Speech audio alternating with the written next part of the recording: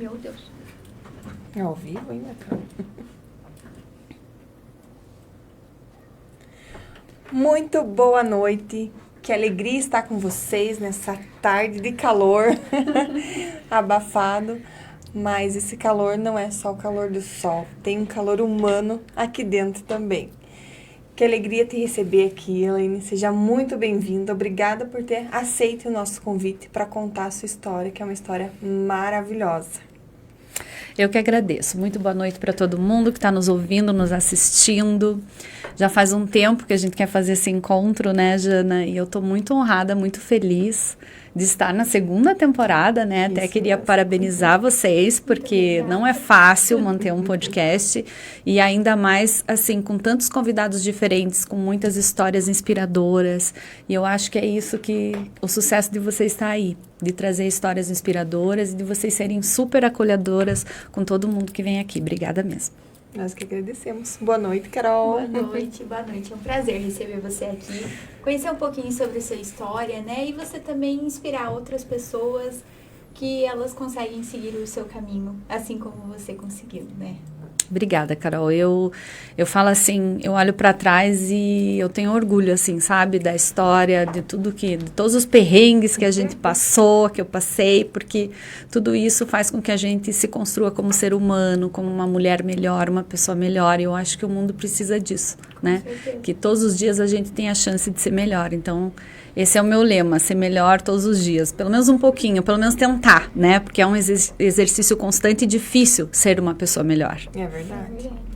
Antes de começar a história, então, da Elaine, quero aproveitar e agradecer. Nós fizemos a nossa festa do primeiro ano do podcast, foi um sucesso.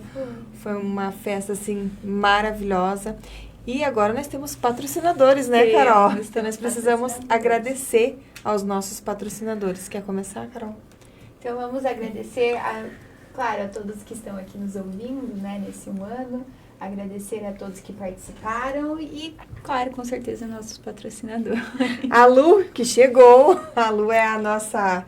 Ela foi a nossa recepcionista. Não deu tempo de apresentar ela na festa porque ela saiu a francesa, tinha outro compromisso.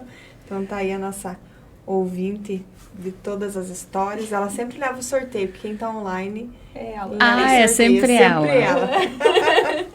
Tá certo. Então, vamos lá. Agradecendo a Jéssica, a fotografia. Agradecer a Pimp Moda Íntima. A Ciclins, massoterapeuta. A Neuroafeto. A Salgados Lapiana. FG Soluções Ambientais. João Transportes, João de Barro. Transporte escolar. Não, é só João, né?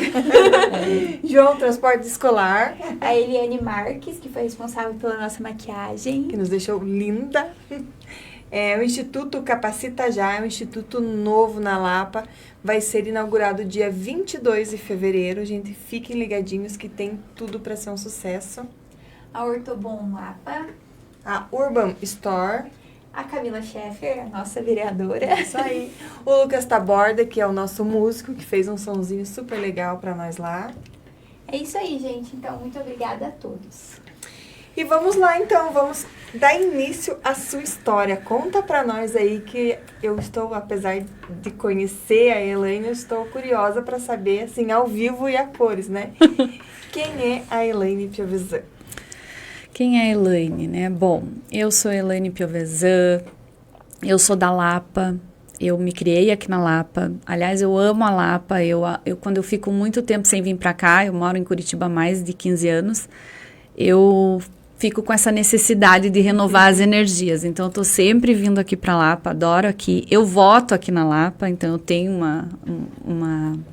um carinho, assim, com a política lapiana, de saber o que está acontecendo aqui, então estou sempre por aqui. Minha filha também ama a Lapa, né? A qualidade de vida aqui é outra. Mas eu cresci aqui na Lapa, estudei no Manuel Pedro.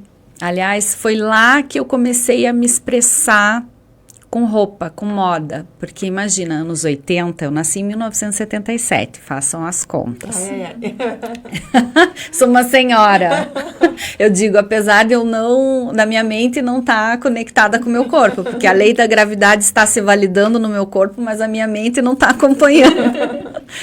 Estudei no Manuel Pedro e tive uma infância, assim, muito feliz, uma infância com uma vizinhança de muitas crianças. Eu cresci com a família Schaefer, da Camila, que é uma família numerosa também. Então, eu venho, por parte da minha mãe, minha avó teve 7 filhos. Por parte do meu pai, a avó Ema teve 11 filhos. Nossa.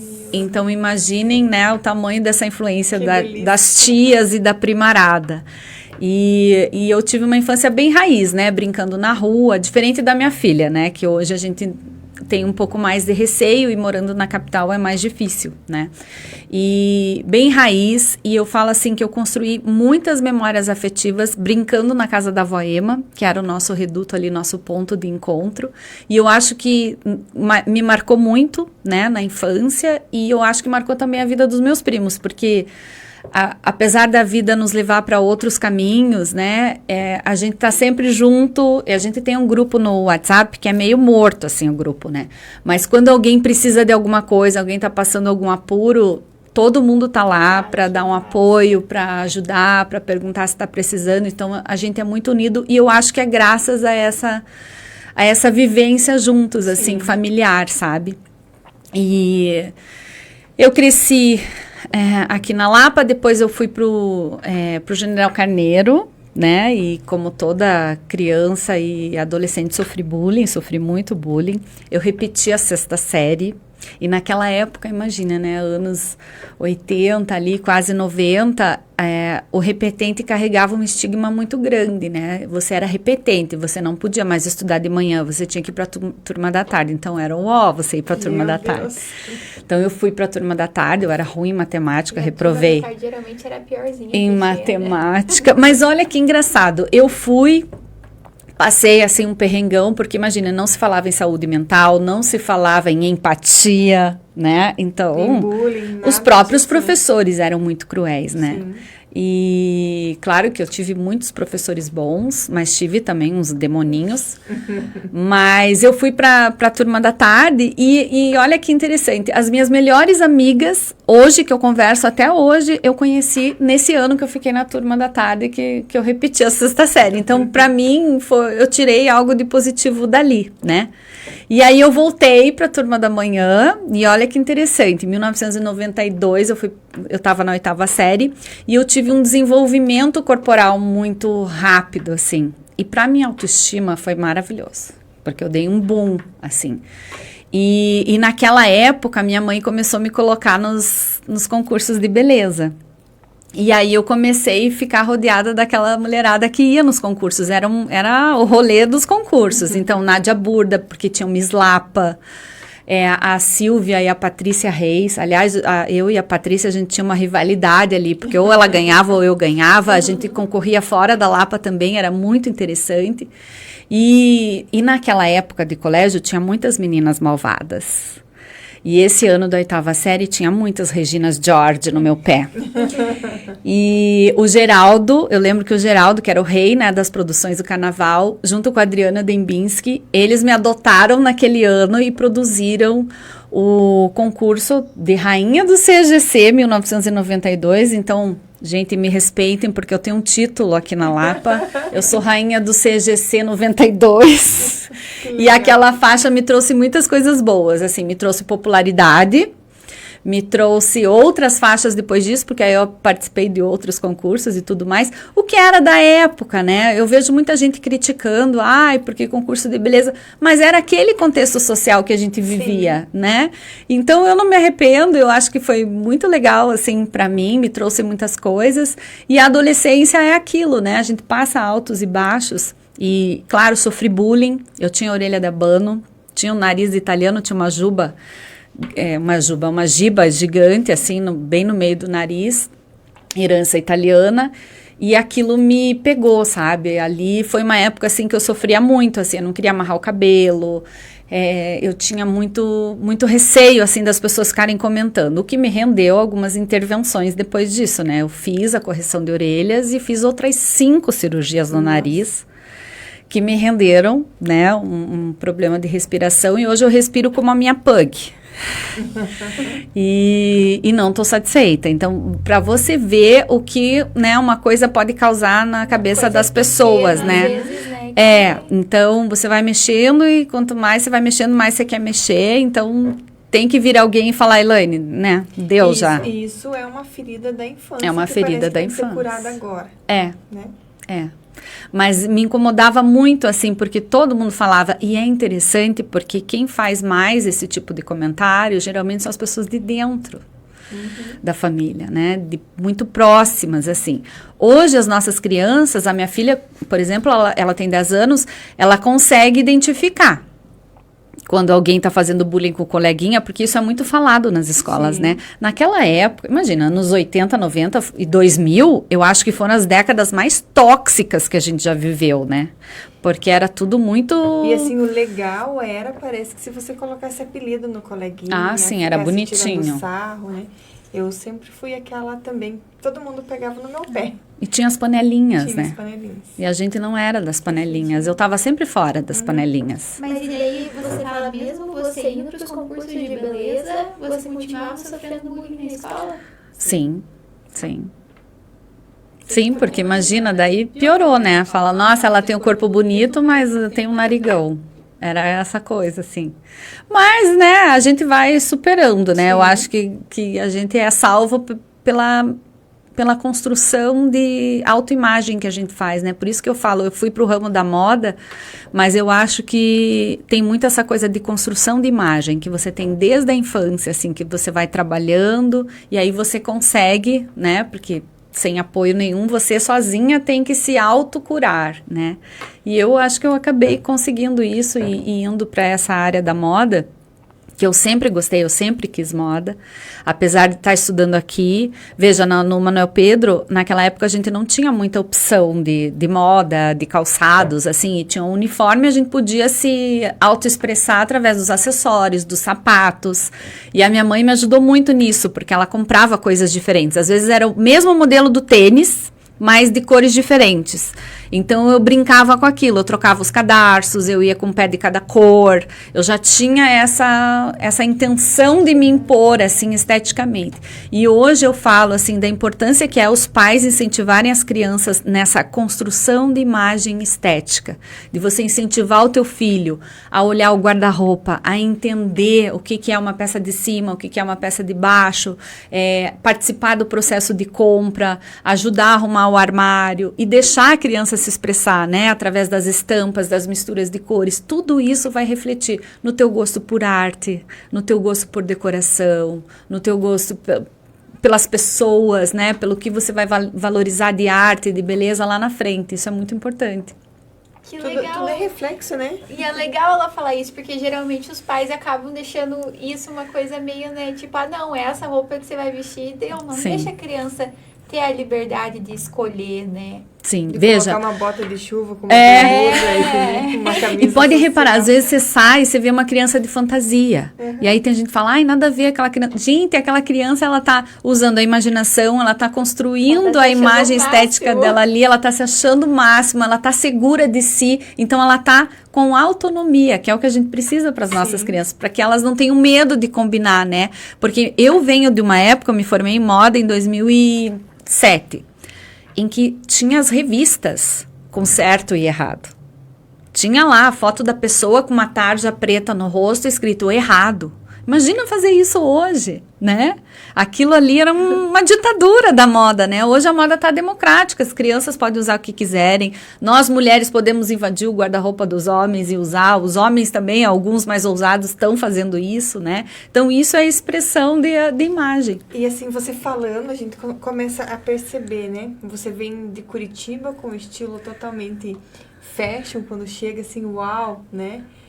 Se vestindo de forma diferente, mas eu acredito que aqui na Lapa ainda tem um certo, não sei se não é um preconceito, né? Mas é mais mais conservador, assim, né? Sim. E aí quando você vai para Curitiba, se você vai, ninguém tá nem aí para você e quem quer, né? Não sei. Mas aqui na Lapa, se você sai um pouquinho mais diferente, já tem alguns olhares, já tem algumas pessoas falando. Então acho que em cidade pequena, para você conseguir se expressar, ainda é mais difícil, parece que a gente ainda tá numa bolha, né? Mas sabe que é muito relativo isso, Jana, porque a pessoa que tem o autoconhecimento, né, que ela sabe quem ela é, que ela pratica o autocuidado, ela é uma pessoa com menos medo Sim. dessa validação do próximo, porque é normal a gente querer a validação do outro, né? A gente escreve alguma coisa que precisa que alguém fale que aquilo tá legal, né? Parece que fica ali a síndrome da impostora no ouvido da gente, não tá tão legal, ninguém falou nada, né? É o que acontece comigo. Vou Eu escrevo, eu faço conteúdo, às vezes ninguém interage, né? Aí eu penso, será que ninguém gostou? Mas aí eu coloquei na cabeça uma coisa, eu faço pra mim. Sim. Eu escrevo pra mim, a escrita pra mim é uma cura, né? A moda pra mim é uma cura também. Mesmo na pandemia, eu não deixei de me arrumar, não deixei de me maquiar, sabe? Aproveitei até pra usar nas técnicas, já que não ia sair de casa nem nada, pra fazer as minhas misturas, porque pra mim é um autocuidado. Sabe? Eu acho que faz parte disso, dessa construção do teu autoconhecimento também, porque quem é muito inseguro fica nessa dependência da validação, né? Quem já é mais seguro, eu, por exemplo, se alguém fala, se alguém aponta, eu nem vejo. E eu não vejo, eu não percebo, porque eu tô tão assim já, né?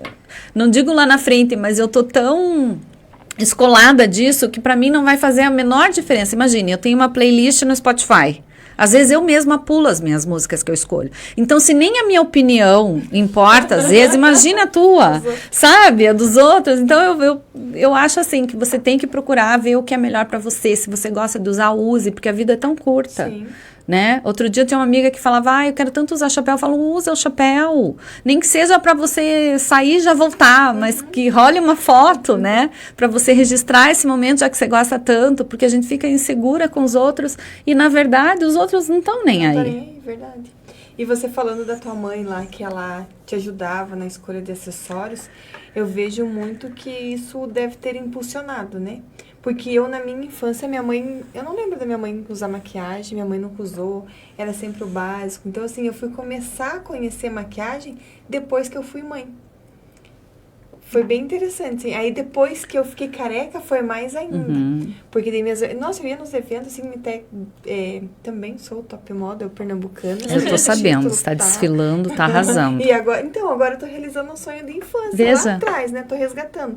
Porque minha mãe não tinha. Pra ela era aquela coisa básica, né? Era uniforme, All-Star, tanto que eu amo All-Star até hoje, né? E com a minha filha já tem sido diferente. A minha filha é a Elaine. Ela fica testando maquiagem. Ela gosta? Às vezes eu chamo ela vai lá na cozinha, ela tá... Maria Clara, onde que você vai? Tô testando umas makes, mãe. Olha. Não sai de casa sem passar um rímel, um lápis no olho. Então, já dá pra ver que a vaidade dela foi desde criança construindo. Sim, né? que ela foi vendo, o né? autoconhecimento fazia o que eu me achava, me escondia, pensando que eu era patinho feio, que tinha o bullying. Não sei se é geração, ou talvez a gente dizer, você tá linda assim, né? Vai lá e arrasa.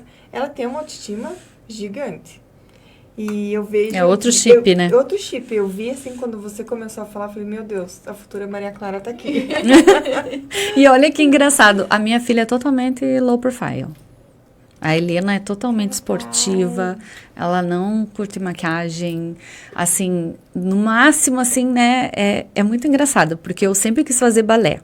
E eu nunca fiz balé, não tinha condições de fazer balé na época que eu era criança.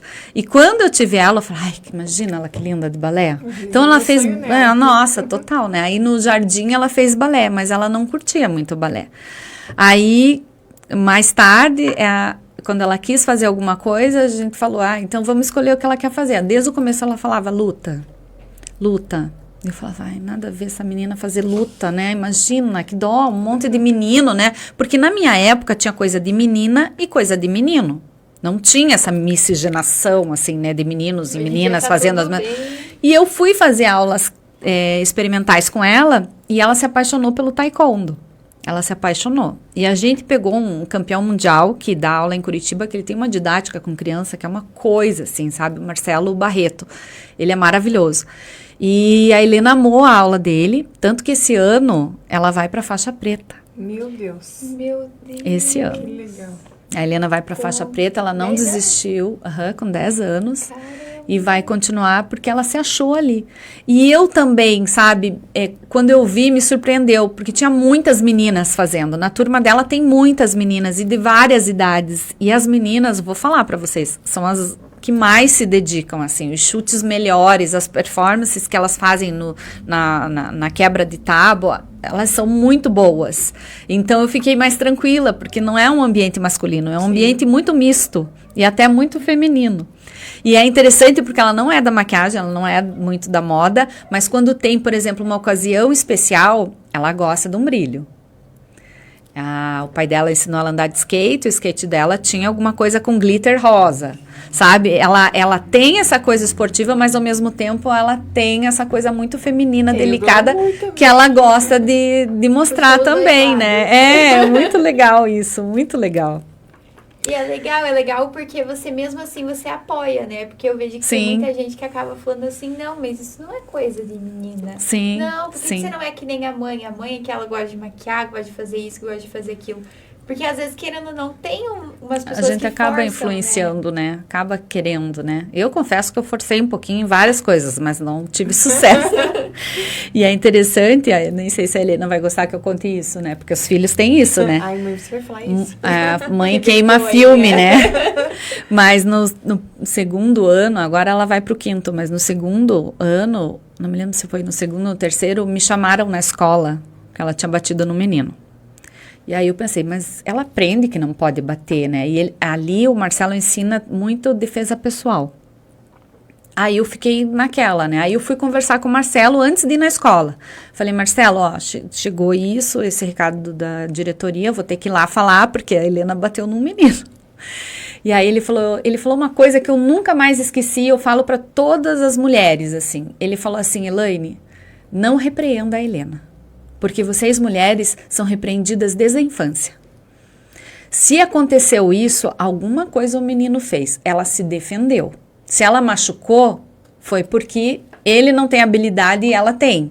Então, machucou sem querer, né? Ela foi se defender e acabou derrubando o menino.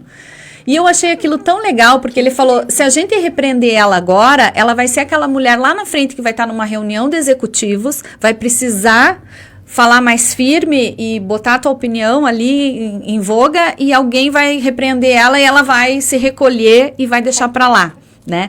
Então, não faça isso. Então, eu fui lá e fui, né, toda cheia de mim, né? Eu falei, olha, avisa pra mãe do menino que a Helena faz taekwondo e que ela se defende.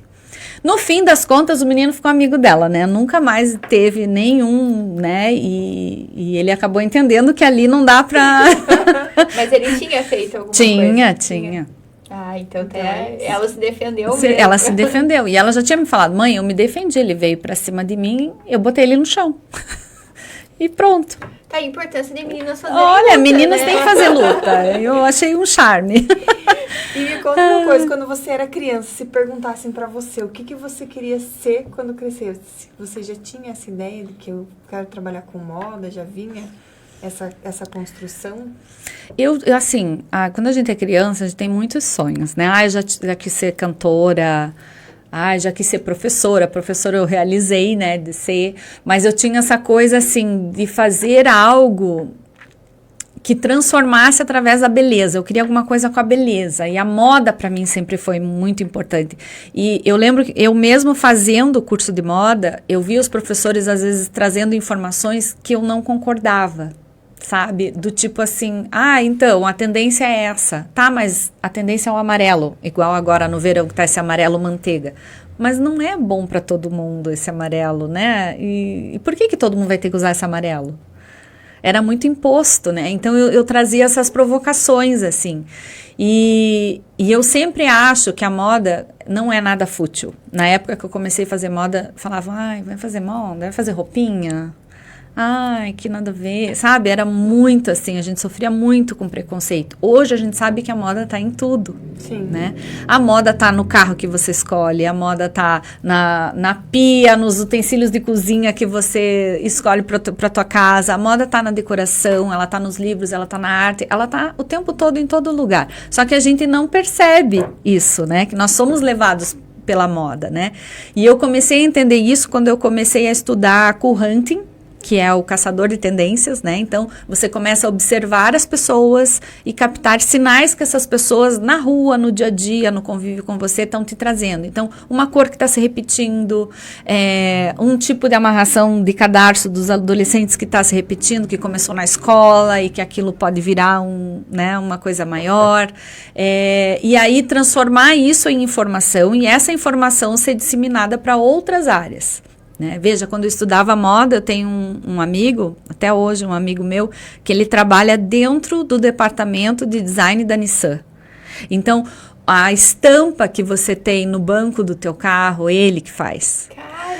O design do porta-luva que você vai ter para mulheres, que hoje a gente tem muito porta-treco no carro, por conta das mulheres. Então, são estudos que são feitos para atender o público-alvo, né? Então, essas cores novas de carro, o design do banco, como fecha a porta, como abre, tudo isso é do design. E o design está dentro da pesquisa de moda. E isso é muito interessante, esse universo, né? Porque é semiótica, moda é semiótica. Sim. O que é semiótica? Você transformar uma ideia numa coisa material que represente aquilo, né? Então, por exemplo, a saia, ela é o que a gente pode dizer, um objeto materializado da feminilidade, né? O batom rosa é um objeto da feminilidade. Então, a semiótica traz isso, né? E é muito legal essa coisa, porque a moda acaba entrando em tudo. E é uma coisa assim, né, que, por exemplo, a pessoa não vai, eu achei o banco bonito e vou comprar, mas é uma coisa que quando a pessoa abre o carro, olha, meu Deus, que banco bonito, é uma coisa que chama atenção, né? E as próprias embalagens de produtos, sim, né? Eu sou dessas muito, assim, que às vezes eu vou no mercado, eu olho uma embalagem, olho a outra, eu falo, vou levar essa. Ela tá mais bonita, essa embalagem, né? É isso, a moda tá nesses detalhes. E é estudo, é tudo estudo. Não é nada... jogado, né? Não. Eu até tava vendo outro dia uma pesquisa que eles estavam dentro de uma série que tem na Netflix que se chama Histórias de Vestir. Ali eles trazem pesquisas e uma experiência social com as pessoas sobre as roupas que elas usam, né? Quais são os sentimentos que você tem quando você vê um bombeiro com aquele uniforme de operacional de trabalho, não o uniforme cívico, né? Aquele mais de trabalho. Você sente segurança, você sente que pode contar com ele, porque ele está ali para te salvar. Então, o uniforme dele é um objeto de semiótica que traz essa sensação para você. Mesma coisa o médico.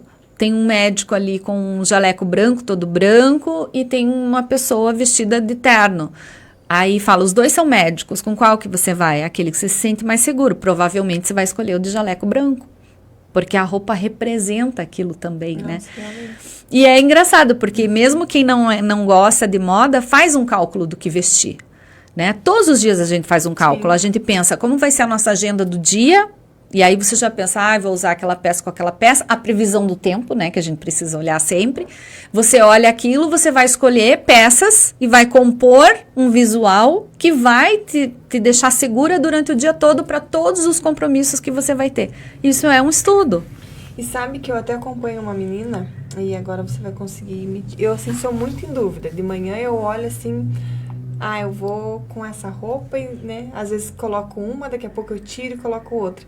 E eu acho tão interessante que ela faz o planejamento da semana dela. Ela tem lá um cabideiro e essa roupa e esse sapato é pra segunda, esse pra terça. De segunda a segunda ela já tem o look. Eu fico pensando, mas e se amanhã eu acordar e olhar pra essa roupa e dizer, não é essa que eu quero vestir. Nossa, ela é super virginiana, deve ser, né? Metódica. Eu não consigo ser assim. Porque até pra viajar eu levo, eu sei que vai estar calor, eu levo 3... opções, porque eu falo, e se eu acordar e eu não queria usar essa roupa? Você usa a teoria do e se. E se chover, e se esfriar, e se esquentar, e se... não tem como. Eu sou uma pessoa totalmente indecisa, assim, quando eu vou escolher uma roupa, eu olho, que nem às vezes... Eu acho que já deve ter acontecido com você também. Eu acho que todo mundo, que nem você, pensa em uma roupa. Nossa, eu acho que essa roupa, pra essa festa, vai ser perfeita. Você coloca a roupa e fala, cara, ficou horrível. Nada a ver. Muito disso. Mas eu ia te falar uma coisa, acabou fugindo. Que eu ia falar dessa coisa de você tem que escolher e perceber qual é o melhor método para você escolher. Tem gente que começa pelo sapato. Então pensa, ai, amanhã eu vou com aquele sapato. E do sapato vai para a ideia do look. Tem gente que escolhe primeiro o bottom, que a gente chama, a parte de baixo é bottom, parte de cima é top. Então primeiro escolhe o bottom e do bottom vai escolher o top. E tem gente que é o contrário, tem gente que escolhe a bolsa primeiro. Tem gente que escolhe os acessórios. Tem que ver qual é a tua paixão maior, né? E eu sou do sapato. Eu vou muito pelo sapato antes, né? Que, aliás, tem uma pesquisa que as brasileiras compram em média... Não sei se foi atualizada essa pesquisa. Ela é de 2015, por aí. As mulheres brasileiras compram em média 2 pares por mês de sapato. A minha mãe falava, por que tanto sapato se você já tem 2 pés? Viu? Ó, acabei de validar a pesquisa aqui. Aí falam, ai, mas tem alguém que tá comprando mais que eu. Com certeza, é a média, né? Então, alguém que tá comprando mais ou menos, mas é a média 2 pares. Porque a brasileira ama muito sapatos. Tanto que quando algumas profissionais, que vocês já devem ter ouvido falar sobre guarda-roupa cápsula, era isso que eu ia perguntar. que é de reduzir, né? De você usar poucas peças coringa, e que você consiga fazer uma boa... Que elas tenham versatilidade entre si para você montar os looks. Muitas dessas consultoras não colocam o sapato. Nos Estados Unidos, elas colocam, na Europa, elas inserem o sapato como uma peça do guarda-roupa cápsula. No Brasil, a maioria não coloca, porque as mulheres não querem negociar com o sapato. Eu negocio com a blusinha. Ela usa a mesma blusinha, mas o sapato ela quer É diferente. engraçado que eu acho que o sapato manda muito, né? Dependendo da roupa, você coloca um tênis e um O salto, sapato o negócio... pode ser o protagonista, né, do look, né? E hoje tem muita coisa assim, né? A gente fala sapato, mas acho que é o calçado num todo. Porque hoje tem muita coisa assim da moda que tem calçado que ele não é salto, é confortável e é bonito. Sim, são mais bonitos. A gente tem muito mais opção agora, né? Do que antes, assim. Muito, muito mais. Muito mais. E aí, falando um pouquinho da maternidade. Quem é a Elaine mãe? Ai, meu Deus. Ai, gente, eu falo assim, eu sou muito... Ai, eu amei ficar grávida. Eu sou aquela pessoa que eu amei ficar grávida. Bom, a história começa quando eu me apaixono pelo meu primo de 2º grau. Então, você veja a confusão que é, né? A minha sogra é minha prima, a avó do meu marido é minha tia e bisa da minha filha. O meu pai é tio do meu marido, tio da minha sogra. Então é uma confusão, né? Eu super entendo, porque minha mãe e meu pai são primos de 1º grau. Então a minha avó, de primeiro, muito mais avó próximo. É a irmã do meu avô. Nossa, é muito... A mãe da minha mãe é a irmã do pai do meu pai. Olha, ficou ali entre família. Então gera assim, aquela confusão. Gera. Falando, né? Nossa, no começo foi muita confusão, porque ele é 7 anos mais novo que eu. Então imagina, né, o rolo. Eu pensei que ia ser só um rolinho, né? Na verdade. Amor de verão. Tipo, ai, nada a ver, né? Uma coisa, ele é mais novinho, né? Gente do céu, a gente tá junto desde 2002. Vamos fazer 23 anos juntos. Nossa. Desse rolinho que começou do nada. E temos uma filha de 10 anos, que é a Helena. A Helena foi muito desejada, a Helena foi muito, assim, planejada, amada desde o começo. E ali foi, para mim, um divisor de águas, porque eu entendi o tamanho da importância que nós mulheres temos no mundo. Gerar uma vida, Jana, não é extraordinário? É maravilhoso gerar uma vida. Então, quando eu soube que eu estava grávida, eu falei, eu vou emprestar o meu corpo, eu vou dar minha alma, se for necessário, para gerar esse ser humano, e esse ser humano vai ser a coisa mais maravilhosa do mundo, porque é o amor que a gente tem ali, que é uma coisa, sabe? E desde a gestação, assim, eu tive uma relação com a Helena muito boa. A Helena nasceu de 38 semanas, ela encaixou com 36. Eu lembro que eu estava na rua, andando, e eu prestava muito atenção, assim. Eu fui atravessar a rua, eu senti aquele... E eu tava indo no médico, e ela não tava encaixada. Ela encaixou naquele momento. Aí eu fui na consulta e o médico falou, a Helena encaixou. Falei, então logo ela vem, né? E aí ela nasceu de 38 semanas, uma linda, assim. E nós, tanto eu quanto o Álvaro, que a gente chama de Alvinho, porque tem o Álvaro pai, ele é o Álvaro filho, então o Alvinho. Falam que ela é a Alvinha. Não tem nada meu, Jana. Carol, é tudo do pai, assim, eu só fui a forma. A Maria é a mesma coisa, e quando fala assim, que linda tua filha, a cara do pai, você não sabe se tá elogiando a filha ou o marido, né? Então, né? Mas ela tem, assim, o meu gênio, sabe? Foi uma mistura. Uma boa mistura ali, assim. E a Helena é muito querida, né? Nossa, nós somos pais muito presentes, assim. Tanto eu quanto ele, tem muitas coisas, né, que a gente traz da criação dos nossos pais, padrões que a gente não quer repetir, né, que a gente viveu e que não acha legal de repetir. Então, a gente tem sempre esse diálogo franco entre eu e ele, assim, de coisas que a gente quer repetir, coisas que não.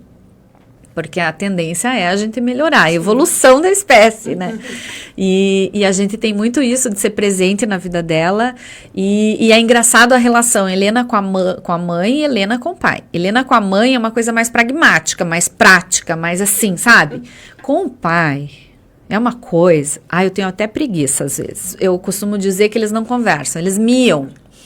Porque pai de menina, né, Jana, é uma coisa que tudo eles fazem, tudo eles querem proteger, assim, ela pede, vai, sabe? Nem com a gente eles são tão, né, generosos, né? Mas só, nossa, pra mim não faz assim. E pra elas é tudo, assim, né? Mas ele é um super paizão, ele é bem pacífico, eu sou mais passional, eu sou bem italiana, então a hora eu tô gritando, eu tô grossa, daqui a pouco eu já tô abraçando, eles já me entendem, assim, nesse jeito, né? E com a maternidade também, mas eu sou muito firme. Eu lembro de um homeopata que a Helena ia, que ele dizia assim: Elaine, é amor com firmeza. Não é aquele amor solto, permissivo, mas também não é aquele amor autoritário, né? Então, a Helena, ela cresceu e ainda cresce num ambiente de muito diálogo franco. A gente não mente para ela, sabe? Nem no momento mais difícil que a gente vai falar aqui, nunca eu menti para ela, sempre falei a verdade. Claro que com carinho, né? Do jeitinho que mãe sabe fazer, né? Mas nunca a gente mentiu. E ela cresce com isso, ela fica muito chocada quando alguém mente para ela ou engana ela é muito da justiça, assim, porque ela tá num ambiente em que a gente sempre fala a verdade para ela. Se dá, dá, se não dá, não dá. Não fica aquela coisa não, e daí você cede. Não, ela já sabe que não adianta. Né? Com o pai, às vezes, até ela consegue. Mas comigo, eu procuro ser firme, assim, para manter a palavra, né? E para ela ser uma mulher de palavra também. Eu quero que ela seja uma mulher que tenha pulso firme, assim, né? Decidida. E é isso. E aí, você falou que com 36 semanas ela encaixou e ela nasceu com 38. Isso. E aí tem a história dela nesse livro. Tem a história dela nesse livro, que é um livro da associação Dando Voz ao Coração. Mostrar ele aqui, a Camila já falou dele, a Dani também. Tem a história da Camila com o Valentim, tem a história da Dani com a Lara.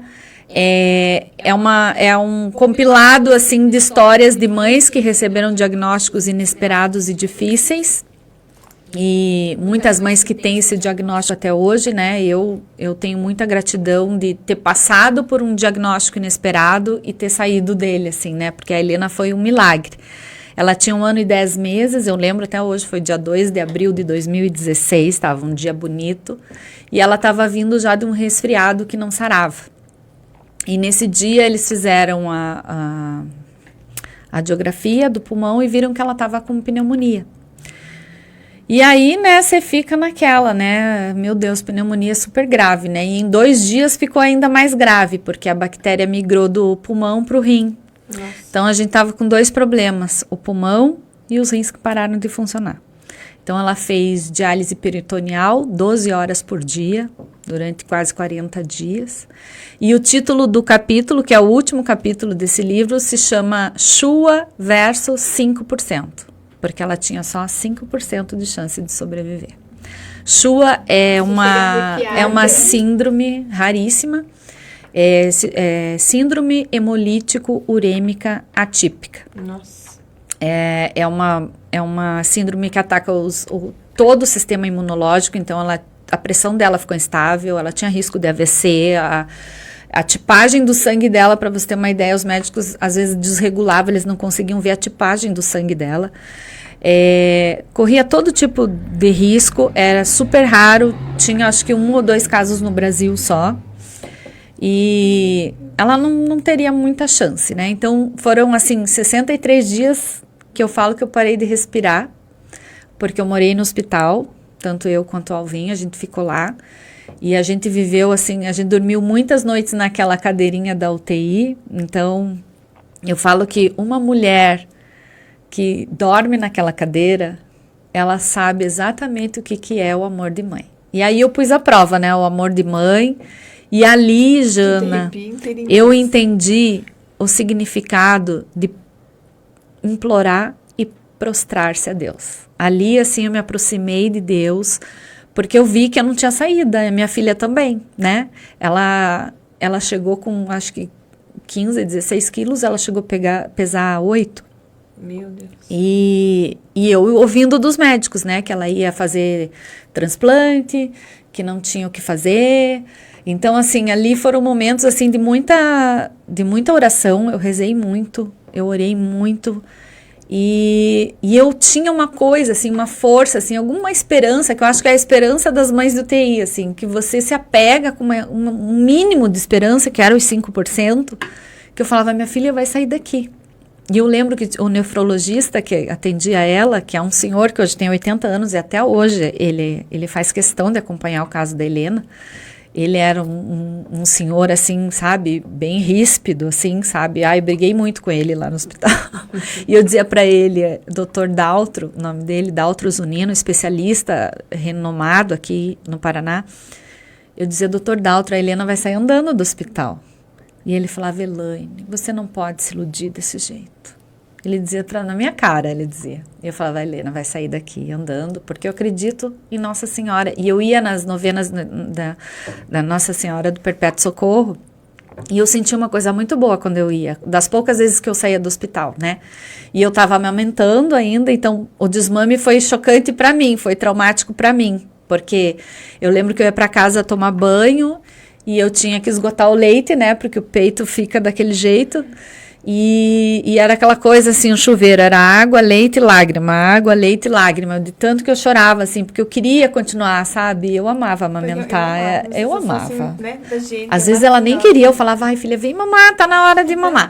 De tanto que eu gostei, assim, porque é uma conexão muito grande, né, com a criança. É uma coisa que não tem explicação. Não, né, tem, é muito maravilhoso. E eu insisti, eu demorou para descer meu leite, mas eu insisti e consegui.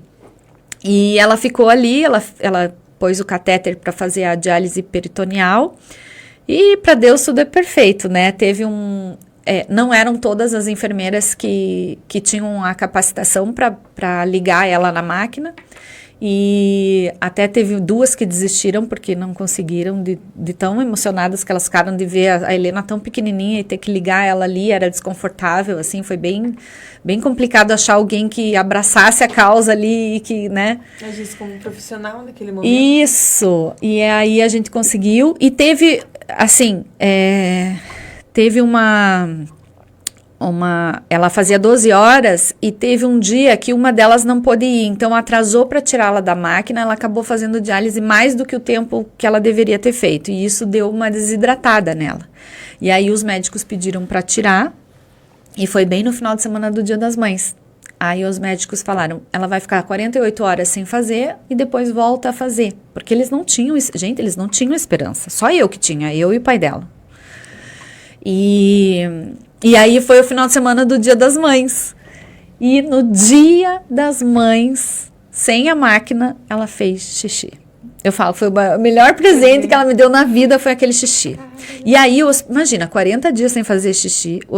Eu fiz amizade com as enfermeiras, né? Com todo mundo que estava lá, a tia da comida, da limpeza. Todo mundo conhecia a gente, porque você estava ali diariamente, né? E aí a gente tinha combinado que se ela fizesse xixi, aquela campainha ia tocar. E eu toquei 6 horas da manhã, aquilo foi um escândalo no hospital. Imagina, todo mundo gritando, todo mundo feliz que a Helena tinha feito xixi. E a fralda estava cheia. Era uma coisa assim, foi muita comemoração, sabe? Imagina a emoção naquele momento. Muita emoção. Foi a coisa mais linda assim que eu vivi. Por isso que eu falo, agora tem escolas querendo tirar o Dia das Mães, né? Eu acho uma afronta. Tirar o Dia das Mães. Ai, pode ter o Dia da Família, Dia dos Pais, Dia do Cachorro, Dia da Avó, dia de quem quiser pode ter. Mas não pode tirar o Dia das Mães das escolas. Porque mãe é sagrado. Não é fácil parir. Não é fácil educar. Não é fácil ser mãe. Por que a gente não pode ter um dia só para nós? Eu não aceito. Tem que ser comemorado. Eu não aceito. Então, pra cima de mim, não venha falar que não precisa ter o Dia das Mães, vai ter o Dia da Família. Pode ter o Dia da Família. Eu sou super a favor. Acho que devia ter dia de tudo. Mas o Dia das Mães não pode ser tirado da gente. Eu até brinco, eu falo, no meu aniversário, até nem precisa me dar presente. Claro, eu quero, né? Gosto, me dê. Aceito de coração. Mas o Dia das Mães é sagrado pra mim, assim, sabe? Eu exijo ser valorizada no Dia das Mães, porque não é fácil. E mãe de UTI tem muito essa gratidão. Mãe de UTI que passou por isso e que tem o filho em casa, são e salvo. A pandemia, pra mim, foi fichinha, Jana. Foi fichinha. Porque eu passei isolada com a minha filha aqui todo esse tempo. E eu não tinha certeza que eu ia levá-la pra casa. Na pandemia, eu estava com ela. Ela estava comigo. Eu tinha certeza de que ninguém ia tirá-la de mim. E Deus me deu essa segunda chance. Caramba. E eu sou muito grata, eu rezo até hoje. A Helena aprendeu a Salve Rainha com 2 anos. Até hoje ela reza. E ela não sabia nem falar direito e ela fazia inteirinha, de tanto ela me ouvir rezar. Eu até hoje, né? Pego o terço todos os dias, eu agradeço todos os dias. E tem gente que me fala, você tem que esquecer isso, passou. Não, eu faço questão de lembrar. Porque a maternidade, tudo isso que aconteceu, tirou a minha empáfia, sabe? Assim, por que você fala tanto? Mas é uma coisa assim, que é tão gratificante ver, né? Tudo que você passou e a grandiosidade de Deus de ter te dado ela de novo. Sim. Né? Então tem que ser lembrado, tem que ser falado. Sim. Porque muitas vezes a gente fica num piloto automático. E quando você para assim e olha assim, meu Deus, né? A minha filha tá aqui, eu tô aqui pra cuidar dela. Ali eu aprendi a exercer a gratidão, naquele momento. Porque eu via mães ali, né, naquela sala de espera do autoatendimento ali, né? Às vezes era só uma gripe, era só uma febre, aquelas mães estressadas. E brigando e falando, sabe? Eu pensava, meu Deus, ela vai levar o filho dela daqui a pouco para casa. Eu não. E a Helena me perguntava, ela queria ir embora, ela parou de falar. Ela voltou a falar com quase 3 anos e pouco. Ela perdeu a fala lá, porque ela ficou com medo, então foi muito difícil, assim. Mas e olha que interessante como a moda também ajudou. Eu nunca deixei ela de pijama de hospital. Ela tinha um pijaminha dela, claro que era esterilizado, tudo, porque ela estava dentro de uma UTI. Mas durante o dia eu arrumava o cabelinho dela, eu organizava, eu ia arrumada, porque até que um psicólogo me pegou no corredor lá e falou, Elaine, como que a Helena estava acostumada a ver você? Assim, eu devia estar um trapo, né? Ele estava reclamando. Ela te via assim, chorando, com essa cara. Eu falava, não. Ele, então, tá na hora da Helena começar a ver a mãe dela de verdade. Então, por ela, eu falei, não, é verdade. Ela tem que me ver bem, ela tem que me ver alegre. Então, eu lia. Na época, eu levei uma professora de musicalização, porque tinha brinquedoteca ali no hospital, então ela podia sair nas horas que ela não estava fazendo a diálise. Então a gente ia ali, ia a professora de música, os palhaços, a importância que tem os cuidados paliativos, né? Os palhaços, aquelas pessoas que vão lá conversar, são todos voluntários. E quanto amor essas pessoas carregam no coração, né? É muito. A gente que está nesse processo, eu lembro até hoje, quando eu estava fazendo uma químio, e chegou uma senhora com um pacotinho de bolacha. Olha. Eu falo assim, não é o pacotinho de bolacha. Ela pensa assim, né? Eu vou levar a comida porque alguém tá passando fome dentro do hospital. Né? Pensando no outro, né? Um palhaço vai lá por quê? Por que ele vai como voluntário? Esse é um sonho meu ainda, sabia? Me vestir de palhaço. É muito lindo, sabe? É muito lindo, porque assim, os brinquedos que tem lá, e ali no hospital onde ela ficou, a direção, se a criança se apegasse muito com determinado brinquedo, eles deixavam levar embora. Então, eles fazem sempre essa campanha de doação de brinquedo, porque o hospital está sempre perdendo o brinquedo, porque as crianças acabam se apegando ali. A Helena tem até hoje uma motinho, que todo dia que ela ia lá, ela pegava aquela motinha. Aí um dia eu falei, eu vou levar essa motinho, né? Porque era o brinquedo. E ela gostou muito daquilo, ela tem até hoje, assim. E ela tem orgulho, porque ela ganhou um broche, né, do hospital lá. Então, tem é como se fosse uma honra, né, dela ter ficado dali e saído sã e salva como ela saiu, né? Porque ela não precisou de nada. E a gente já estava correndo atrás do medicamento internacional. que não era permitido aqui, então a gente teve que dar entrada com uma liminar para a Anvisa liberar a entrada desse medicamento aqui. E se ela tivesse tomado esse medicamento, ela ia ficar dependente desse medicamento para o resto da vida. Meu Deus. Então foi muito difícil para a gente, assim, né? E eu olhava muito no Google, assim, né? E falava, olha, se o rim não funcionar em 40 dias, ele não volta mais. Então, com 38 dias, ele voltou a funcionar. 45 do segundo tempo. E 5%. E ela não precisou do medicamento. Então, assim, foi um milagre. Eu não tenho outra, sabe? Não tem outra resposta. E o doutor Daltro, que é aquele que dizia, a Helena vai fazer transplante. Elaine, saia dessa ilusão. Ele que foi dar alta lá no dia que ela saiu. E eu lembro até, ele era super durão. Você não via ele sorrir. Ele entrou no quarto, ele ficou 5 minutos no quarto. E eu vi que o olho dele estava meio lacrimejando, assim, né? E aí ele falou, a Helena está de alta. E ele começou a chorar. Ele abriu a porta, saiu correndo. Ele não quis chorar ali, sabe? Aí, ali eu falei, nossa, até ele se emocionou e viu que... E ele ficou um tempo indo lá em casa ver a Helena. Porque o caso dela foi muito raro, né? O caso dela participou de congressos de medicina. Eu fui em um só, mas eu estava ainda muito machucada, eu chorei muito quando eu fui, porque os médicos são muito céticos, assim, né? E eu lembro do caso dela ser apresentado de uma forma super técnica. E aí, no final, era aberto para perguntas e teve uma médica do Rio de Janeiro que depois ela veio falar comigo. Ela perguntou, tá, e as sequelas da menina? Aí o médico falou, não, ela está sem sequelas. Não, mas essa história não é verdadeira, então.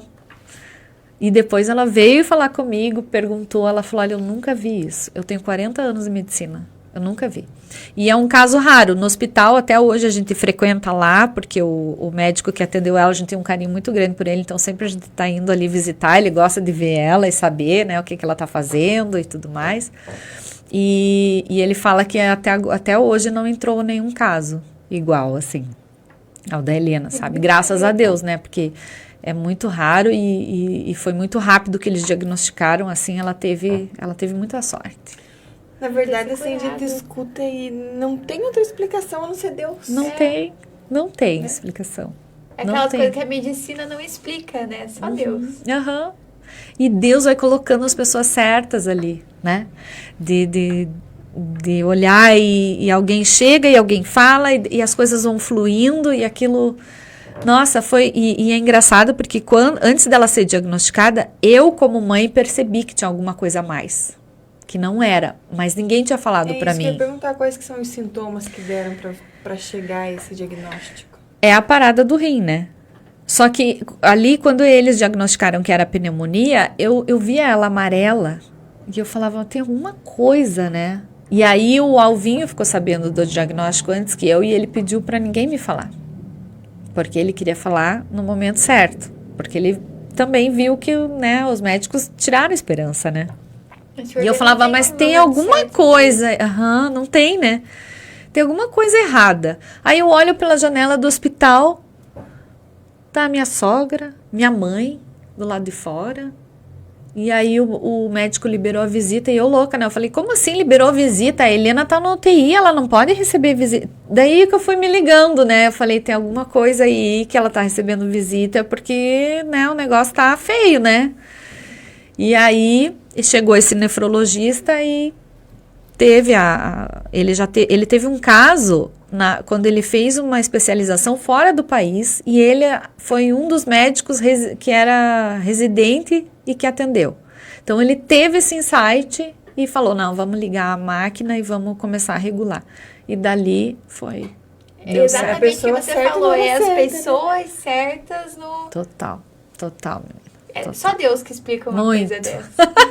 E depois a gente ficou meio com medo de ter mais filhos, né? Porque eu fiquei muito medrosa. Eu já tive a Helena com 36 para 37. Então, né? Quando a Helena fez 3 anos, a gente pensou, né? E aí? O que a gente vai fazer, né?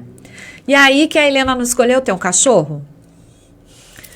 E aí acabou a possibilidade de ter outro filho. O cachorro já falei, então ela quer ter o cachorro. Eu falei, então tá, né? Aí veio uma pug lá pra casa, que a minha irmã, que é a madrinha dela, deu, a Moana, né? Que eu falo que é a minha segunda filha, que que tem gente que fala, a Elaine trata a Mona que nem gente. Eu falo, não, eu trato melhor que muita gente. Igual, não. É parte da família. Né? E eu sempre gostei de bicho. Na minha casa sempre teve bicho. A Helena me puxou, assim. E eu puxei isso da minha mãe. Minha mãe é louca por bicho.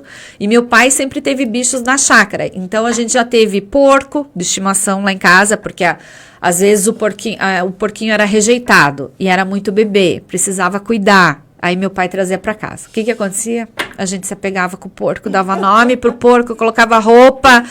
E o porquinho crescia. A gente chegou a ter um porco com mais de 100 quilos lá em casa. Meu Deus. Porque a gente tinha dó de... Não, ele é o nosso... Tinha caminha, tinha tudo. Não, ficava lá fora, né? A gente teve galo já. Peru, que o meu pai trouxe, a gente não conseguiu matar no Natal, porque a gente se apegou. Então, era sempre assim. Agora, o máximo que a gente teve, que foi muito legal, que ficou bastante tempo, foi um carneiro. Que carneirinho... Ó, o pessoal do agro, vamos ver se eu não vou falar besteira. Mas o carneiro é um animal muito sensível. Qualquer coisinha o carneiro pode morrer, até de susto. E aí, meu pai levou ele para casa pra gente cuidar, e depois meu pai já falava, ó, eu vou trazer de volta. Mas não ia acontecer, né? E aí meu pai deu o nome de Beco em homenagem ao Ayrton Senna, era o Beco, o carneirinho. E o carneirinho comia até bolacha de leite. Ele corria com os cachorros. Eu dava aula na cooperativa, porque eu fiz magistério no 2º grau. E eu lembro que a van vinha me buscar, as crianças enlouqueciam. Elas chamavam o Beco vinha correndo lá de trás para dar oi para as crianças da van. Era o Beco, foi uma coisa. E aí a Mona veio, né, que a minha irmã tem uma pug, a Cacau, ela é filha da Cacau e do Maquiavel. Numa ninhada de 5, ela única, menininha, e a gente levou para casa. E aí é aquela coisa, né, a gente tem que cuidar, né, eu falo... Ter bicho, tem que cuidar. É uma responsabilidade, e isso é uma coisa que eu falo assim pra Helena, sabe, às vezes ela tem preguiça de levar para passear, de cuidar, limpar xixi, é a parte chata, né, e eu falo pra ela, filha, amar dá trabalho, ser amada dá trabalho, tudo dá trabalho. Por isso que eu não gosto daquelas mulheres, das mães arrependidas, que falam, eu amo meu filho, mas odeio ser mãe. Eu falo, oi? Pra mim, uma coisa não é descolada da outra. Porque para você ser uma mulher bem-sucedida, dá trabalho. Sim. Para manter esse podcast, não dá trabalho? Dá trabalho. Para ser uma boa mãe, dá trabalho. Para ser uma boa esposa, dá trabalho. Para arrasar por aí, dá trabalho. Tudo tem que ter, né, um foco. Nem tudo vai ser gostosinho, quentinho. Pra você colher os frutos, você tem que... Tem que fazer, né? Pra tudo na vida tem o ônus e o bônus. Elaine, tá uma delícia de escutar. Olha só. E você não acredita que nós temos 3 minutos. Ai, que vontade de ficar mais 2 horas aí.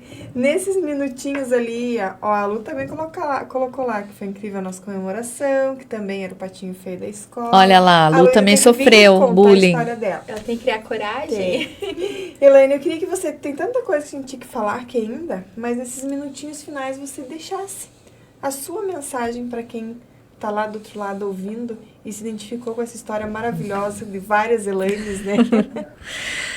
E o que eu tenho para dizer é assim, não desista, eu sei que é clichê, né, falar isso, mas assim, tenha fé, porque para Deus nada é impossível, nada é impossível, e às vezes Ele dá um chacoalhão na gente, pra gente, sabe, se pôr no lugar, pra perder um pouco da empáfia que a gente tem, que nem tudo a gente tem controle, né, e se você quer fazer alguma coisa diferente, se você quer mudar de carreira, se tornar mãe, né, construir um sonho, eu acho que você tem que começar agora, do jeito que você tá, com o que você tem que só ir, que as coisas vão acontecer para você, vai dar certo, e não adianta você ficar botando empecilho, né, joga essa impostora aí pro lado e acredite. Tem até uma frase de um livro do Paulo Coelho, que é o Diário de um Mago, que eu lia muito o Paulo Coelho. Aliás, eu sou uma leitora tardia, eu não gostava de ler na infância nem na adolescência. Eu comecei a ler e gostar da leitura adulta. Hoje eu leio bastante. Não tanto quanto eu gostaria, mas leio bastante. E nesse livro ele diz assim, tenha fé e entusiasmo. Acredite na promessa de que, com seus pés e seus passos, você é absolutamente capaz de trilhar seu caminho, realizar seus sonhos e conquistar a sua espada. Então, conquiste a sua espada, porque ela está te esperando. Que frase bonita. Que podcast cheio de emoção. A gente tem que segurar às vezes. E lembrando que ela eu ia falar. Dela na tribuna. Eu ia falar, ó, a última página aqui da Tribuna Regional, que é o único jornal impresso aqui da Lapa, né? Eu tenho 2 colunas, uma é Mães S.A., onde eu trago assuntos de comportamento, pais e filhos, e a Trends, que é voltado para moda, né? Aqui só tem tendência de moda, então a assinatura da Tribuna é anual, quem quiser, fique à vontade, né, para assinar, para acompanhar os textos. E o meu Instagram é o @ElainePioves. Podem me mandar direct, parcerias, recebidos, adoro. Faz lives maravilhosas. Eu faço as lives. Me acompanhem por lá, que tem muito assunto interessante, e fiquem à vontade. Meninas, eu adorei. Obrigada de coração. Queria ter conversado, falado muito mais coisas, mas o tempo é curto, né? Mas eu estou muito feliz de estar aqui, muito honrada por estar nessa segunda temporada e quero desejar para vocês muito sucesso, que vocês continuem trazendo muito mais histórias inspiradoras aqui, porque vocês duas são inspiradoras e vocês têm garra, dá trabalho e vocês trabalham para manter isso aqui e eu só tenho a agradecer e parabenizar vocês. Obrigada de coração. Nós que agradecemos, sem palavras, eu já te conhecia, já acompanho a tua história, mas assim, foi extraordinário. Saber um pouco mais, saber de perto e ver o quanto você é uma mulher de luz, o quanto você é um ser abençoado, né? Porque quando a gente passa com nós é uma coisa, agora quando você vê o filho passando por um momento difícil, eu não consigo nem imaginar. Então a garra, a determinação que você tem ainda nesse glamour, vamos falar a verdade, né? Eu não posso deixar de agradecer essa make bafônica aqui que eu tô, que é da Vânia, da Bela Empório. Vânia maravilhosa. Que ela é incrível, eu assisti o podcast dela, a Vânia arrasa na make, arrasa no podcast, ela é maravilhosa, ó, tô aqui, ó, só no carão, com essa make maravilhosa da Vânia. Vânia, beijo, obrigada. E é isso aí, agradecer pela pessoa extraordinária que você é, pela Obrigada. Mãe, pela profissional, e que você continue iluminando a vida das pessoas por onde você passa. Obrigada, Jana. Obrigada, Carol, do coração. Muito obrigada por ter aceitado participar. Obrigada por estar disposta a contar a sua história, né? A gente sabe que às vezes é difícil, mas consegue inspirar outras pessoas. Isso vai ajudar outras pessoas a terem esperança, a terem fé e saberem que elas conseguem também passar por isso. Então, que ser humano de luz, que ser humano abençoado. Que Ai, você obrigada. Foi um prazer conhecer Obrigada. você, de verdade, conhecer sua história e muito obrigada. Obrigada, de coração. Pessoal, e é isso. Ficamos com gostinho de quero mais, mas quem sabe vem aí um novo episódio, né? A gente tem que fazer uma série do podcast. E esperamos vocês. Fica o convite para na próxima segunda-feira, às 19 horas, estejam conosco novamente para escutar uma nova história inspiradora na Vida Sem Filtros. É isso, gente. Até mais.